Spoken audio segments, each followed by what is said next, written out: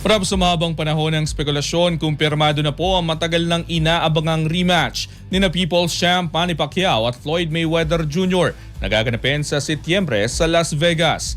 Inanunsyo ng Netflix na muli maghaharap sa isang professional bout sina Pacquiao at Mayweather sa September 19 sa Sphere, ang pinakabagong venue sa Las Vegas. Para kay Pacquiao, panahon na para sa ikalawang yugto ng kanilang rivalry. Ayon sa kanya, matagal nang hinihintay ng mga tagahanga ang rematch matapos ang kanilang 2015 Fight of the Century na naging pinakamalaking kita sa kasaysayan ng boxing. Dagdag pa ng 8th Division World Champion, iniaalay niya ang laban sa mga Pilipino sa buong mundo at sa pagdadala ng karangalan sa bansa. Samantala, kumpiyansa naman si Mayweather na mananatili ang resulta ng una nilang pagtatagpo. Matapos i-anunsyo ng kanyang pagbalik mula sa retirement, iginit niya na natalo na niya si Pacquiao noong 2015 at inaasahang mauulit ito. Ang rematch ang kauna-unahang professional boxing fight na gaganapin sa Sphere at ipapalabas sa buong mundo sa Netflix, bahagi ng patuloy na pagpasok ng streaming giant sa live sports event.